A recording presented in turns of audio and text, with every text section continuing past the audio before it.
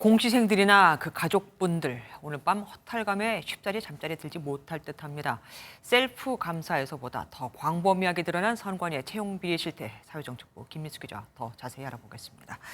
김 기자, 앞서 잠깐 봤지만 선관위의 채용 비리 굉장히 심각했습니다. 그렇습니다. 이 실정법 위반에다가 도의적으로 비난받을 문제점들이 상당수 드러났습니다.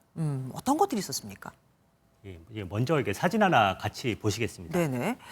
이게 무슨 게시판이면 뭐 사내 내부 게시판 같습니다. 맞나요? 네, 그렇습니다. 이 선관위가 선관위 내부 게시판에 게시한 채용 공고문입니다. 잠깐만요. 채용 공고는 원래 대외적으로 해야 되는 거잖아요. 그런데 대내적으로, 그러니까 내부 직원들만 보는 채용 공고라는 것도 있습니까? 선관위에는 그런 게 있습니다. 말이 안 되는 것 같은데 설명해 주시죠. 결과적으로 이게 무슨 의미냐면 결과적으로 선관위 근무자 가족이나 이 근무 경력자만 채용에 지원해서 합격하게 되는 거거든요. 네. 그래서 선관위 관련 근무 경력 12개월을 요구했는데 경력이 10개월인 응시자를 합격시킨 그런 경우도 있었고요. 네. 응시 자격이 35세 이하인데 최종 합격자 5명 가운데 4명이 35살을 넘어가는 경우도 이번에 적발됐습니다. 아니 채용 공고를 제대로 내지를 않으니까 당연히 사람이 적게 올 것이고, 그러면 뭐 능력이 안 되거나 아니면 조건이 안 돼도 뽑을 수밖에 없는 이런 상황이 또 오는 거 아니겠습니까? 어쨌든 이런 게 바로 7년간 적발된 것만 아까 말씀드렸지만 353건입니다. 선관위는 왜 자정작용을 이렇게 못한 겁니까? 못했다기보다는 안 했다라는 아이고. 게 권익위의 결론입니다. 네. 선관위에서는 국가공무원법에 따라서 선관위 자체 인사규정에 공정채용 절차를 두고 있습니다. 중앙선관위가 정기적으로 인사감사를 하고 문제가 있으면 시정을 해야 하는데 그동안 한 번도 하지 않았습니다. 권익위가 전수조사 기간 선관위 대신 살펴봤는데 자체 인사규정에 따른 위반 건수만 300건 가까이 드러났습니다.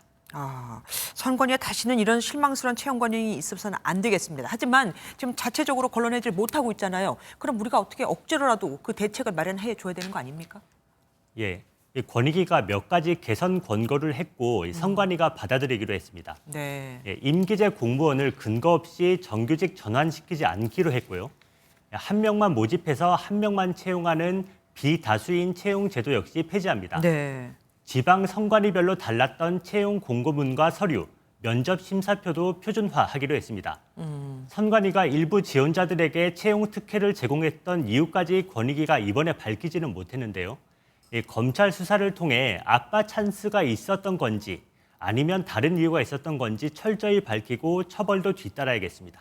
그러니까 직권남용이나 업무방해죄의 공소시효가 지금 7년밖에 안 되니까 그렇습니다. 그 전에 것은 찾아내봤자 처벌을 못하니까 지금 7년분만 찾았는데 이만큼 나왔다는 거 아니겠습니까? 그렇습니다. 거기다가 또 처음 문제가 불거졌을 때 채용 비리는 없다고 펄쩍 뛰었던 게 엊그제 같습니다. 참 문제가 있습니다. 얼굴이 다 화끈거립니다.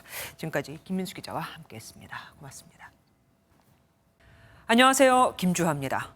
공정하고 신속한 MBN 뉴스, 유튜브를 통해서도 만나보실 수 있습니다.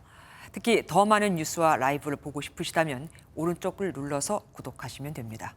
어렵지 않죠? 빠르고 정확한 뉴스로 계속 찾아뵙겠습니다. MBN 뉴스를 시청해 주신 여러분 고맙습니다.